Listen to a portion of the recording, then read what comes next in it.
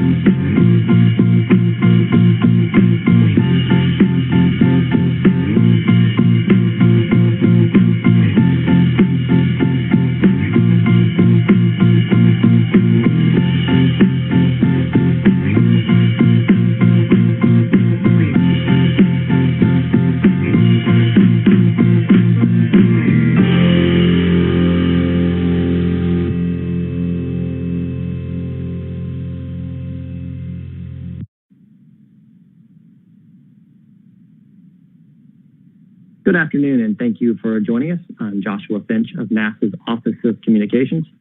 We're here to discuss NASA's SpaceX Crew 1 mission, including results from testing of the Falcon 9 Merlin engines following unexpected data SpaceX noted during recent non-NASA launching. Today, I'm joined by Kathy Leaders, Associate Administrator for Human Exploration and Operations Mission Directorate at NASA headquarters in Washington, Steve Stitch, Manager, Commercial Crew Program at NASA's Johnson Space Center in Houston, and Hans Koenigsmann, Vice President of Build and Flight Reliability at SpaceX in Hawthorne. We'll begin with opening comments from our speakers and then open it up for questions. To get into the queue, you can press *1 on your phone. And then about an hour after this call, after we conclude this, you can listen to a replay by dialing 888-566-0041. And for now, I'll go to Kathy for some opening comments. Kathy? Thank you, Josh. A real exciting time frame again. I'm a little jealous of Steve because he gets to be getting ready as Commercial Crew Program Manager now, but sitting in this seat, I'm able to look at really the phenomenal progress he's been making and that the team's been making as we're moving toward our first full increment launch and crew capability for the International Space Station. You know, we'll once again have a full complement of USOS crew members on board, and obviously we'll also have once again our JAXA crew member. Really exciting time frame for the agency, really exciting time frame for our partners, and I know that the science community is looking forward to having all those arms and legs on orbit to be able to help them accomplish their goals for this increment. Thank you, Josh. And with that, we'll go to Steve Stitch. Steve. Hey, good afternoon, and thank you, Josh.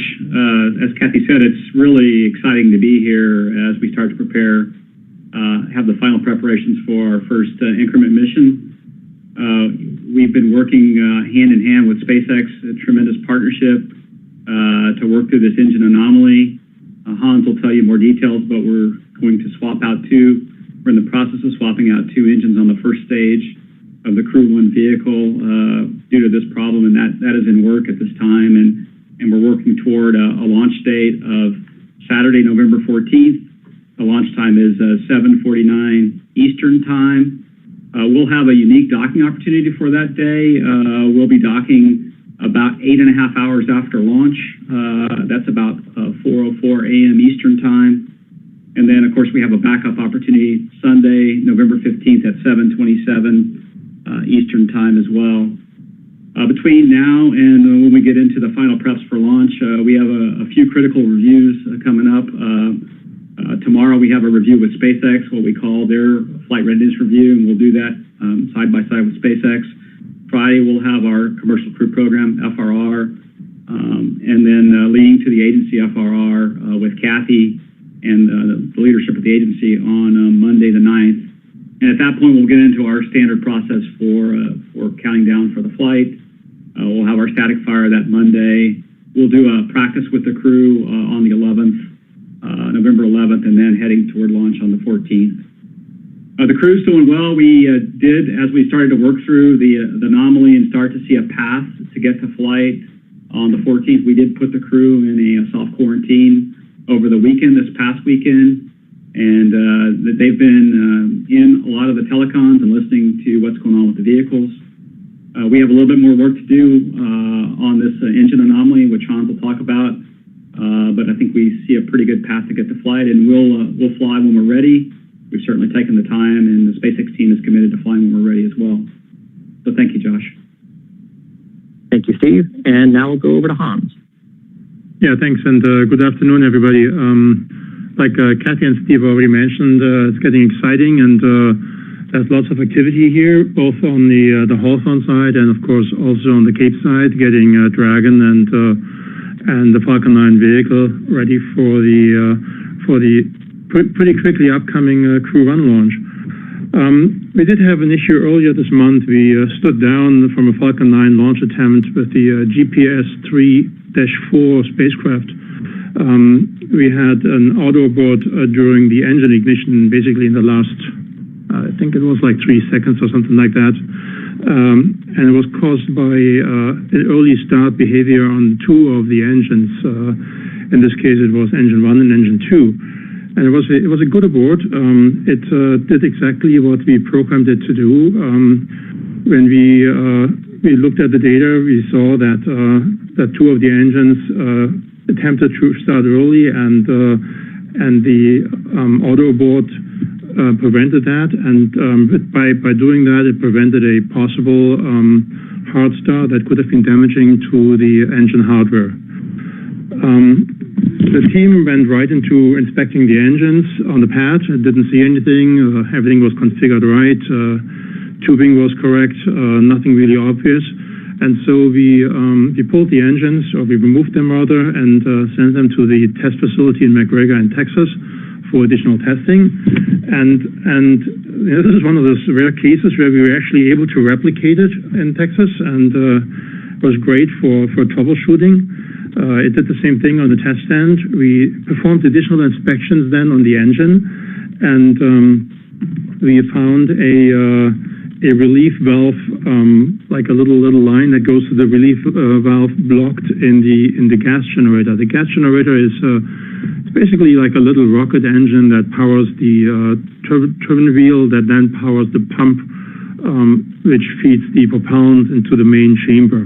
And it's obviously a very important part. And that little red substance was blocking a relief valve that caused it to function a little bit earlier than it was supposed to do.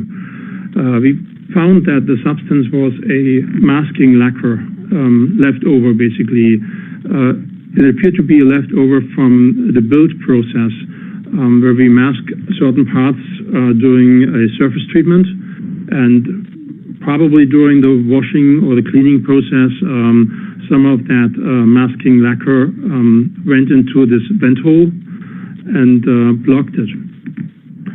And we could actually show that when we remove that masking lacquer from the vent hole, that the engine performed perfectly normal, and started up at the right timing as it's supposed to do. So it was a really great find in that sense, and allowed us to fix something that is very subtle, but can have obviously some negative impact on the engine operation. We then went and looked at all the engine startup signatures across the fleet, and we found similar curves or similar early tendencies on the Crew 1 booster on 2 engines. Like I said earlier, we had 2 on GPS already, and then we found another one on Sentinel, which is our upcoming NASA launch from Vandenberg. And as we go into going forward, then we especially on Crew, we removed those engines and replaced them with engines that have gas generators that have clean vent holes and tested as well, and that's the fastest way currently towards launch. We continue to make progress on the Dragon spacecraft. The team is basically processing ahead of the November 14 launch attempt, and everything is going well there. Over the last couple of weeks, when we troubleshot this and worked with the team through the data and the test results, both the Space Force and NASA stood by our side and worked with us. Was as always a operation under partners, and led to a really good review and really good anomaly resolution that, in my opinion, makes us a better vehicle, a better engine going forward. Thanks. Thank you, Han. And we'll now go into the media Q&A portion. To ensure as many people get questions as possible, please ask only one question per person, and then please do state your name and affiliation to whom you're directing your question during this time. And our first question will come from Stephen Clark. Stephen? Thanks, Josh. Stephen Clark from Spaceflight Now. Just to clarify, Hans, what was the material you found in this relief valve line? Didn't quite catch what that was, and can you describe, is it a solid material? What is it like? And also, the engines that you found this early start signature, are they all from the same build lot? Were they all manufactured in the same group? And these other engines that don't exhibit this behavior, are they from a different lot? Thanks. Yeah, so it was described to me as a lacquer. Basically, if you think nail polish, I think that's a good analogy. And in this case, it had a red color, like a nail polish, I guess. And when you clean this out, it gets a little bit thinner, and then imagine it creeps into a hole basically and hardens out there. That's a good mental image of what we saw inside the gas generator. Regarding your question for like build, we build engines consistently, and they're all from the same, I guess, version is maybe the wrong term here. They've been built subsequently and are all the same.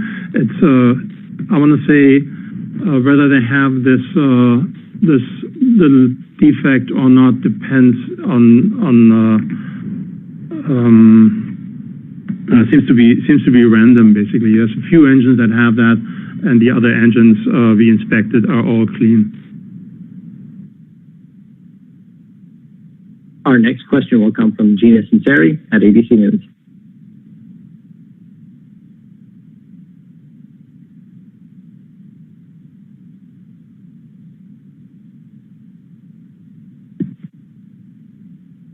This is Gina. Kathy, can you walk me through the leak that was on the space station, how it was discovered and how it was repaired? Sure. A little bit outside of this context, but we've been doing several isolation exercises across the station and ended up noticing as we were, you can isolate different parts of the module that's a part, and so we were able to those exercises to be able to isolate it to the ARK, and then the astronauts are very, very resourceful, and when you're on orbit, it's a little bit harder to go figure out, just movements can create movements of the different particles and fluids, and so they kind of opened up some tea bags and did some different things and then closed the hatch and to see if there was places within the module that they were able to, that the particles and the small particles, collected, and then they were able to go in with a finer detector and verified that, and then saw this. And it's we tend to look at big blown up pictures, but it's really a very slight scratch. It looks like a scratch in the side of the module, and so that was really the key indication. And then to verify that was the potential leak source, we created kind of a temporary, bagging patch over it, and then continued to monitor the overall, nitrogen availability in the module, and then we're able to show that the leakage rate went down considerably. So right now, there's a sturdier patch over it, and we're looking at options for a long-term repair. Our next question will come from Bill Harwood at CBS News. Yeah, thank you. This is a question for Hans. And I apologize, I may have misunderstood the words you were using when you were describing some of this, but you described it as an early start, I thought, and you said software stopped it. If it hadn't, you said it could have led to some damage. I didn't understand that sequence. I mean, would the rocket have taken off? Would the engines have shut down after ignition? Would anything have blown up or otherwise done something bad? I just don't really understand that sequence in the last couple of seconds. Thanks.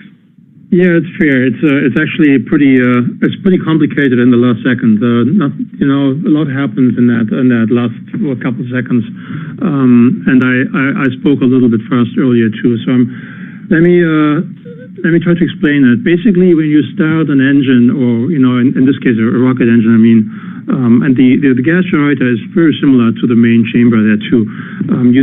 We have a liquid that's called T-tap that starts the whole process. It gives us it has like this green flame that you sometimes see, and then we have liquid oxygen, and we have kerosene, or RP1 as it's called, and you need to introduce these liquids in the right order.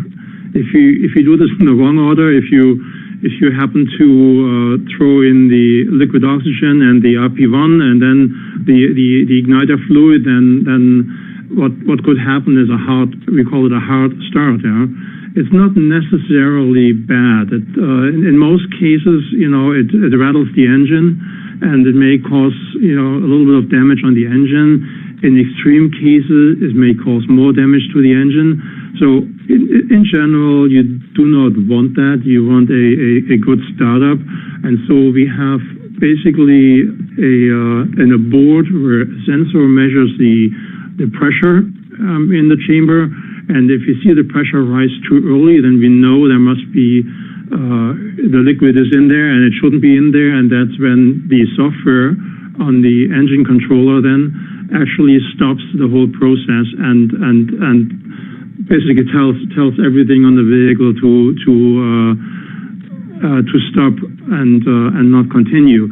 And the whole time it's safe because it's held down on the ground. Yeah, there's a system, it's a hydraulic system that holds the vehicle down, and only when all 9 engines are running and at the right pressure, and we watch this for I think it's a fraction of a second, but for an engine, that's a long time, nevertheless, yeah, and for a computer, obviously. And so we know that the engines are running and running well by the time we usually let the vehicle go. But in this case, like I said, it was held down. We shut everything down safely and then go into an engine, a launch scrub, basically. Our next question will come from Marcia Dunn at the Associated Press. Yes, hi. One question for Hans and one maybe for Kathy. Hans, when this cleaning work was being done with the lacquer, how was bright red residue missed during inspections during this process? And for Kathy, will you insist on the Sentinel launching from Vandenberg before the crew launch, and what happens if it gets delayed out in California? Thanks.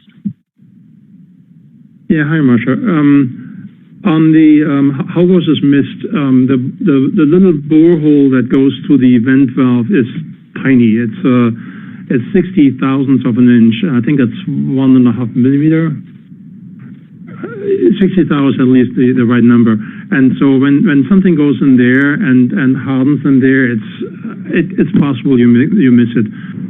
Shouldn't with a lot of light, obviously, but I can see how people overlook that and didn't quite see that, even if it is red. And Marcia, we're still working through our final work on Sentinel, and after we understand, after the program, the launch services program, who's managing that flight, goes and looks at the data on their mission, we'll go figure out when's the right time to go fly that. There right now is not a hard bar between these missions, right? We're going to fly both missions when it's the right time and when we feel like it's the best time to fly those missions. But there's no linkage between the two missions. And just adding to my earlier, the little borehole is also 1/2 an inch and longer, so it's harder to see there too. I'm sorry, Hans. Sorry, finish answering your question. That's okay. No, I thought I was done, Kathy. Okay, sorry about that.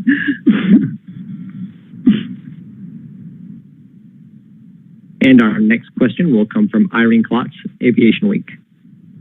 Thanks. My question also is for Hans. Were the 5 Merlin engines that you've described the only ones in the entire fleet that were found to have this problem? How many total were inspected? And have you changed anything in the manufacturing, inspection, or testing procedures to prevent this from reoccurring? Yes. Yes, it's a good question. Let's see. So we certainly inspected the MVAC engines. That's super important there. Obviously, it's the single engine on the second stage, and so those are really important. So all the missions that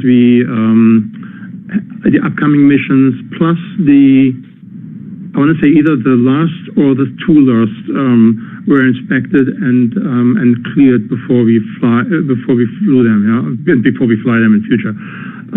On the M1D, we inspected all engines on GPS and on Crew 1. I don't think we are done with Sentinel at this point in time.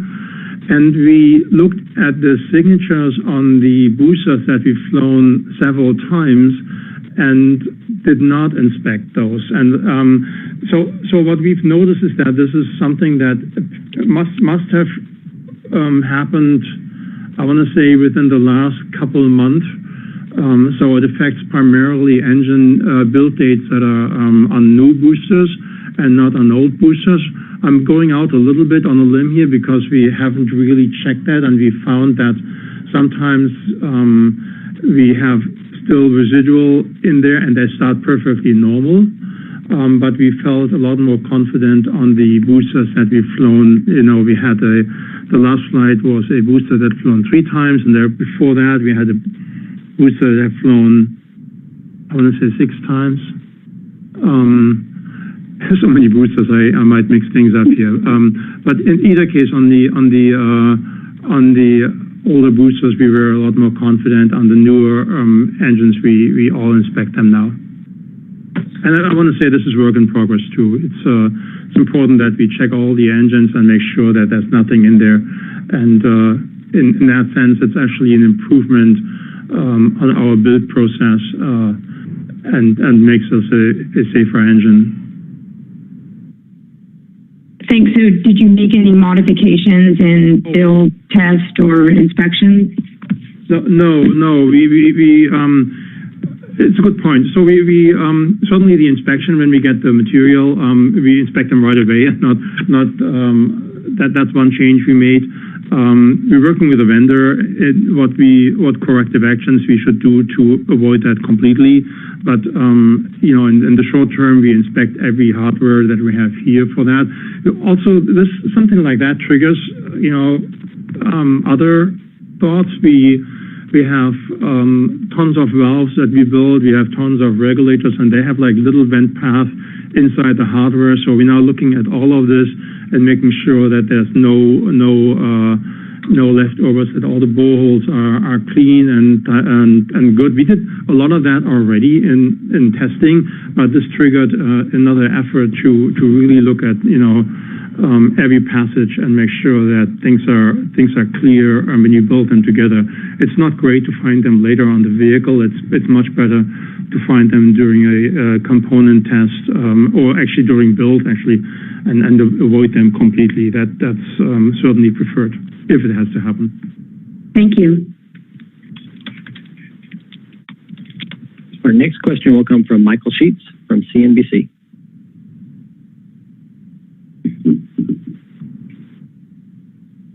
These questions will be for Hans. Perhaps Kathy can add maybe a little more color. In terms of the processing of the Crew 1 vehicle, I'm assuming that's ready to go in Florida. And in a connection to that, I'm assuming this also means the data review from the Demo 2 mission is complete. Is that right? That's correct. So we are processing the 2 vehicles, Falcon and Dragon. I think you were mostly asking about Dragon. We have a big review that Steve talked earlier about coming up tomorrow, I think. And then after that review, we do propellant loading and go into really final integration. So we have some big milestones coming up, but everything there is going according to the schedule and the plan. Hey, Steve, why don't you talk about your review? Because you guys have been doing pretty extensive reviews of the Demo 2 data. Yeah, I'm happy to talk about that, Kathy. Yeah, we have, side by side with SpaceX, reviewed all the data from the Demo 2 mission, all the funnies, and we've dispositioned all those, including, we talked before about the heat shield erosion around the tension tie. We've dispositioned that. The clogged area in the vents up in the nose cone that led to the early drogue deploy, we've dispositioned that. So we've gone through all the Demo 2 data. We've also been reviewing all the data on both Dragon and Falcon, anything that, all the testing, going through the flows. And that's heading, we'll talk about any things that are unusual at our flight readiness review coming up on Friday. And then heading into your agency FRR on the 9th. The big milestone, as Hans said, the next big milestone on Dragon really is propellant load for Dragon, and that would occur over the weekend following our FRR. This Friday, we'd start loading propellants on Dragon if things are still on track.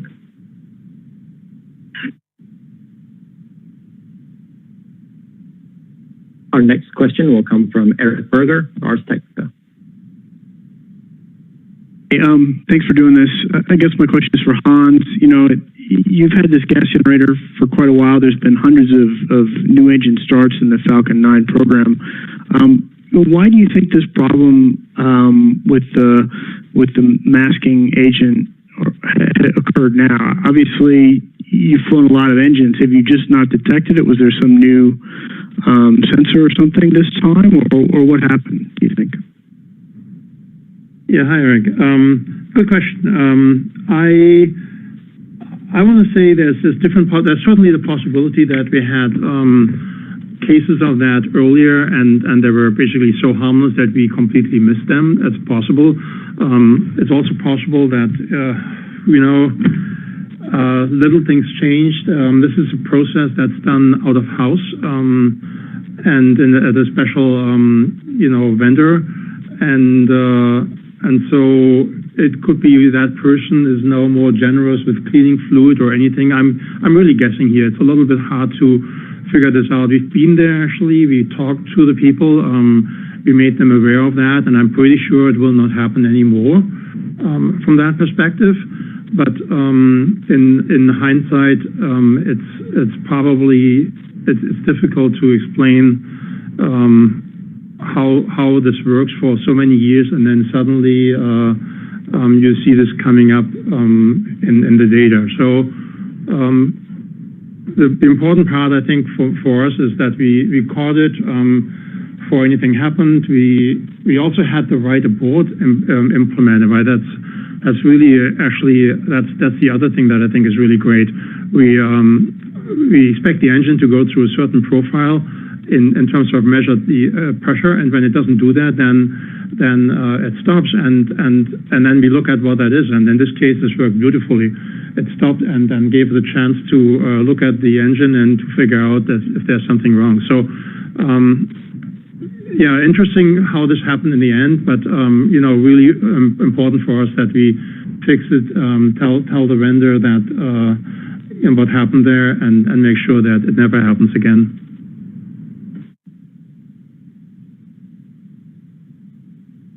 And our next question is from Jeff Faust at Space News. For Steve Stitch, you mentioned the 8.5-hour time from launch to docking if you launch on the 14th. Is that sort of an absolute minimum based on a perfect orbital alignment? And what happens what's the transit time if you launch on the 15th instead? Thanks. Those are good questions. Yeah, the way it works out right now in our sequence, it just turns out the 14th is that 8.5-hour rendezvous, which is about as short a time as we can accommodate from launch to do the maneuvers we need to, and then to get into the approach ellipsoid and start the rendezvous profile. The next day, if we go to Sunday, the 15th Eastern time, it's back to the normal. It's like a 27.5-hour rendezvous. The following days, it's back to like a 28-hour rendezvous. So we get back into those normal, what we would call them flight day 2, or a couple days for the crew. So it just works out that the orbital mechanics is that way, and then it kind of repeats. The next day would be of what we call flight day 4, which would be one we wouldn't take, and then it would repeat again with that early 8.5-hour rendezvous.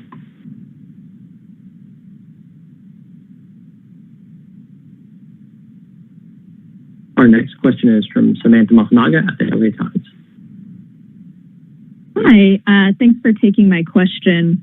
I'm sorry if I missed this earlier, but what exactly is the purpose of the masking agent? What is it there to do?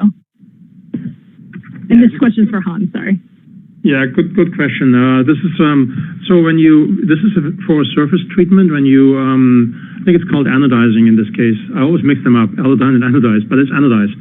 So it's basically a surface treatment of in this case aluminum parts, corrosion protection and stuff like that, and certain areas you do not want to cover with the anodize. And so that's why you use the masking part to, like threads, for example, yeah, and you protect them basically with that. And at the end of it, you need to remove it again and clean it up again. And I would add, Hans, that's a pretty standard process. That's used for anodizing to protect certain areas that you don't really want to anodize. Exactly. Yeah. So it's very standard in aerospace to use that masking agent. Yeah.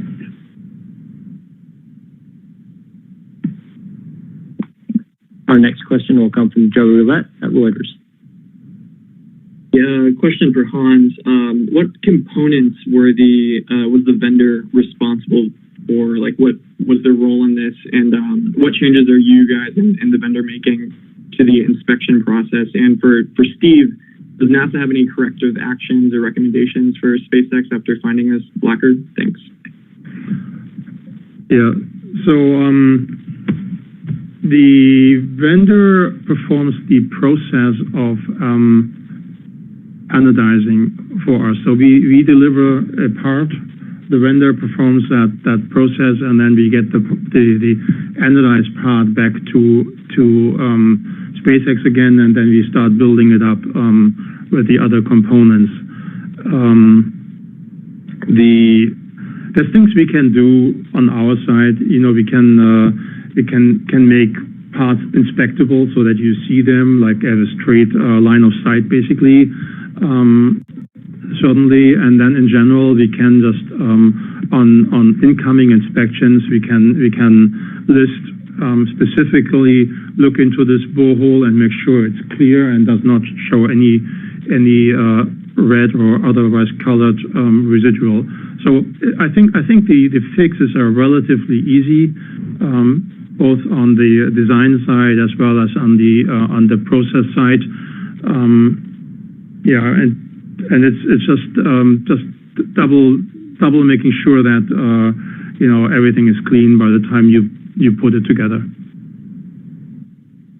In terms of corrective actions from NASA, I mean, SpaceX moved out very quickly when they found the problem to immediately inspect the engines in the fleet, including our engines on Crew 1. And as Hans said, they worked with the vendor to improve the process.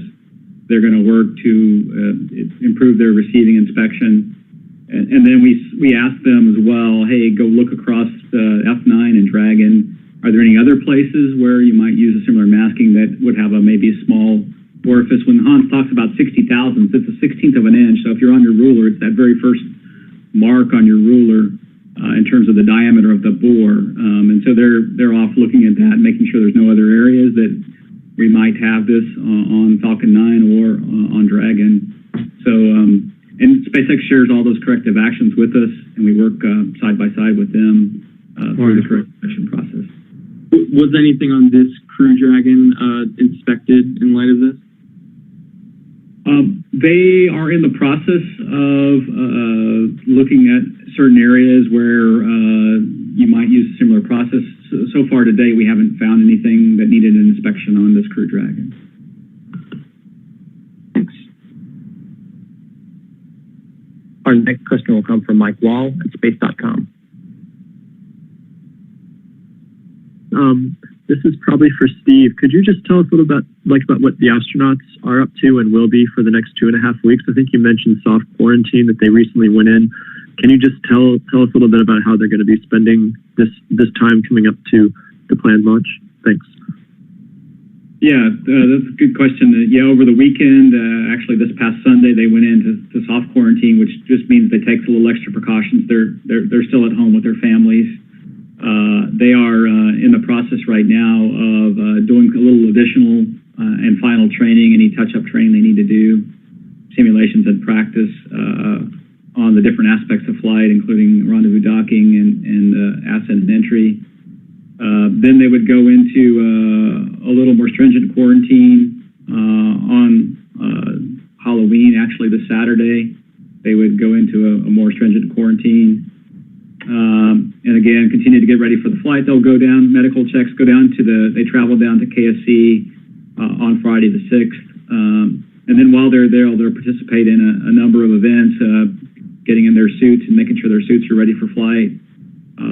They'll watch the static fire of the rocket, which is firing of all 9 engines on the first stage, which should be on Monday the 9th. And then we'll do a practice with the crew.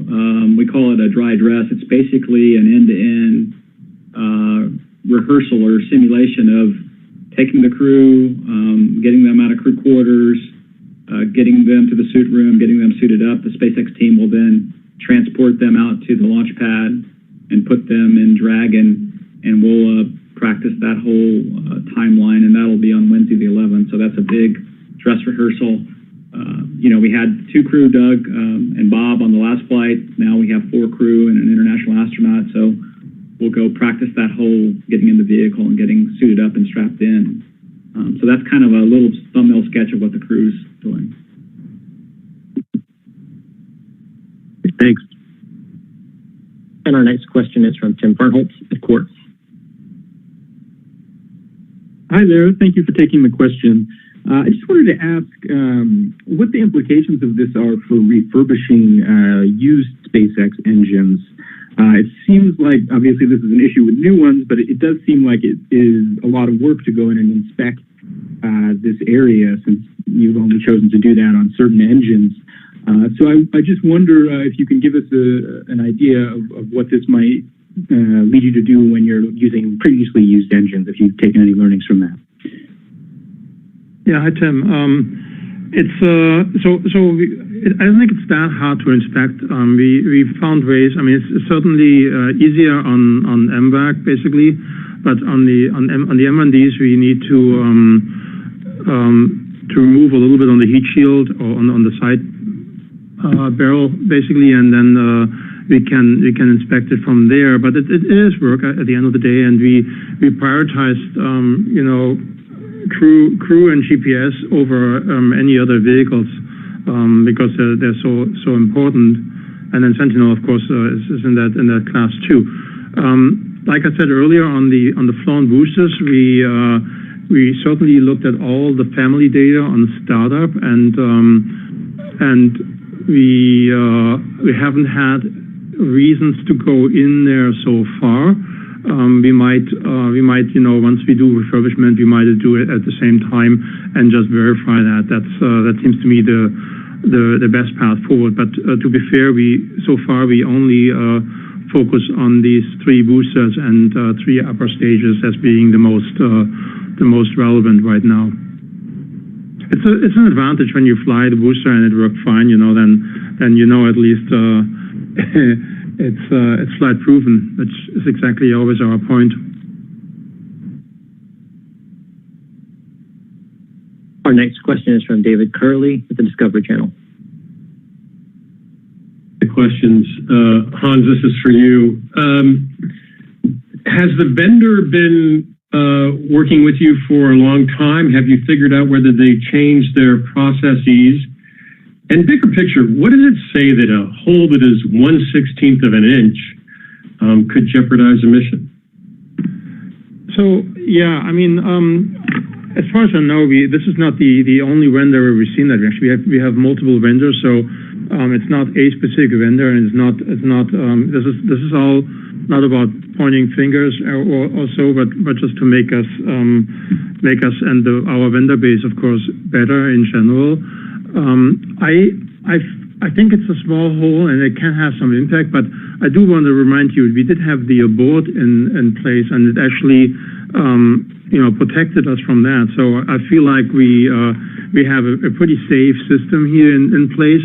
And then it's also, this has the potential for damage, but it doesn't necessarily have damage right away. I mean, this is a pretty subtle failure mode, and you can protect against the fallout like we did with an abort. I think that's a pretty safe operation that we had, and we make it safer with the improvements we're going to introduce. Have you ever thought that a surface preparation of lacquer could cause a rocket engine to shut down? Oh, there's so many things that can do that. To be fair, over my life at SpaceX, I've seen so little things having big effects. No question. This rocketry is tough and requires a lot of attention to detail. This to me, this almost tells me that rockets are humbling me every time every day I work with them. It's always a challenge, and it's always difficult, and you have to be super diligent and on your toes to get this right. Thank you. Our next question comes from Lauren Grush at The Verge. So much. This question is for Hans. I was wondering, can you confirm if you actually found the lacquer in these 2 engines, Or did you just notice it based on the early tendency curve that you were talking about earlier? And also, can you tell us about the swapping process for the engines? How long does that take, and what kind of testing is required once you do swap out those engines? Yeah, we did see it originally on the data. We then, we CT scanned one of the gas generators, and we found it in the CT scan. We saw something in there. It's not super clear because it's not metallic. And then we opened it up and actually verified that it is lacquer in those two engines. And so far, we've been able to find the lacquer in engines that showed the behavior. In order to swap an engine, it depends a little bit on where you are. If you're still in the factory, it's relatively straightforward. If you're in Texas at our test site, also relatively straightforward, maybe 2 or 3 days. And if you're on the launch side, you can also do that quickly, but you do not. You have to go a little bit more in serial because you have to rotate the rocket. So you have to be out of the transporter erector basically, yeah, and on the shop floor. And then you have a few days for a team. By now, the team is pretty experienced to do this, and if we see issues with the engine, it's almost easier to just take the engine out and look at it in the test stand rather than trying to troubleshoot this on the rocket. It's the safer way to do this. So we've been pretty good in engine swappery over the last year and longer. And yeah, like I said, 2 or 3 days is roughly what you need to take it out, and then another 2 or 3 days to put it back in again. Our next question is from Leo Enright with Irish Television. I see, obviously this launch is an evening launch, 2 hours actually after sunset. So I'm wondering just how comfortable you are with launching at night on your first operational flight, thinking particularly about potential search and rescue scenarios. And I'm particularly interested in the unlikely scenario of a transatlantic abort into the Shannon recovery zone off the coast of Ireland, because of course it will be the middle of the night here in Ireland, and I wondered if any of this factored into your thinking. Who's that question for? I guess Kathy. I can try to take that question. Why don't you start? Because, I mean, this is, I will just tell you, this is what we planned for, right? And that's kind of part of our strategy. But, Steve, you talk about all the things you guys have done to get ready for this scenario. Yeah, I mean, I would say we have planned for these scenarios. We have Detachment 3 rescue forces in place to go do a rescue. The main thing that we do to try to avoid abort and ended up in this scenario is to try to make sure that the vehicle is as safe as it can be. And the things that we've done in this case are we've inspected the engines on the first stage, and we know they're good. We've inspected the engine, the MVAC engine, that upper stage engine that Hans talked about. But the search and rescue forces, getting back to that end of the equation, they are ready to go do their mission, whether it be day or night. And we've known for a long time, as we prepared for these increment flights, that we would have to fly in certain times of the year when we would have a dark launch, and so we're ready to go do that. And the search and rescue teams practice that. They practice getting up to the capsule in the dark and extracting the crew in the dark and all those sorts of things. So we're ready to go do that. And we have weather criteria in place. When the weather is unacceptable in certain locations for the abort weather along the ground track, then we wouldn't launch.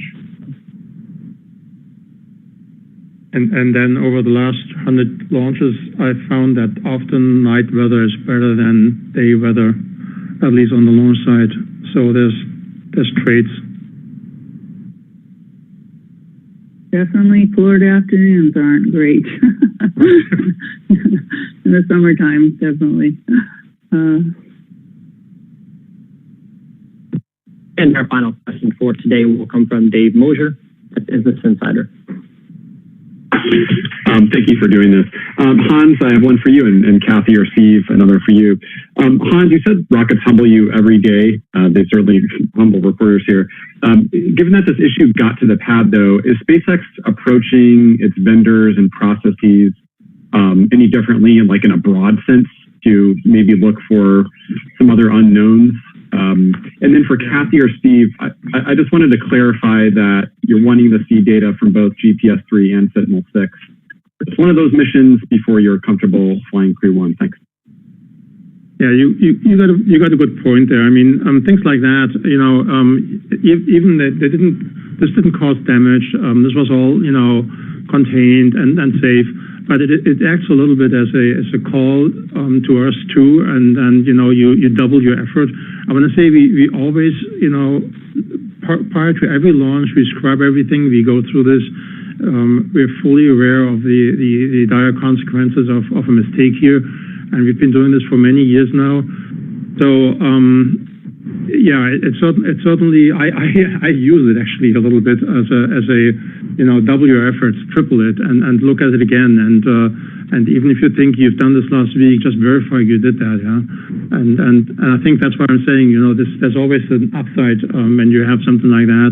That the team is energized, the team wants to be really good, the team wants to improve it, and like I said, at the end of the day, you improve your process, you improve your vigilance, and you have a better rocket on the launch pad for the next couple launches.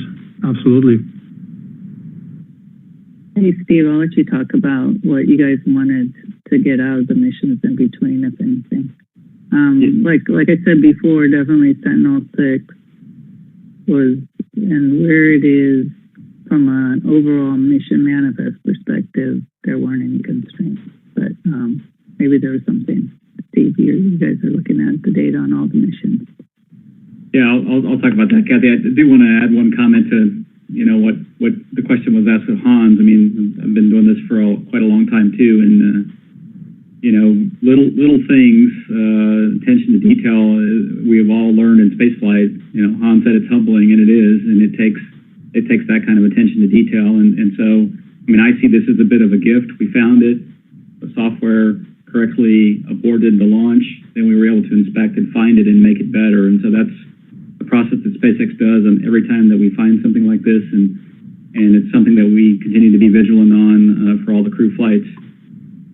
In terms of what we would like to see, there is one of the engines that we are installing on the first stage has a slight change that we would like to see fly on the GPS-3 mission first. So we're talking to our team between us and SpaceX, and right now we would like to see that one mission go fly before we fly Crew.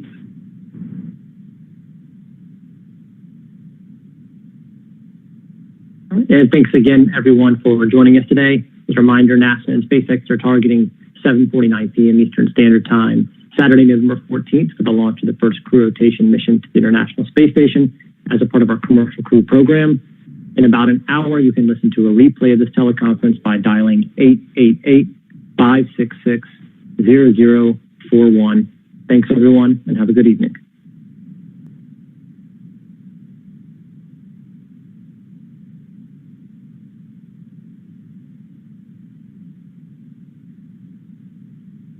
Conference by dialing 888-566-0041.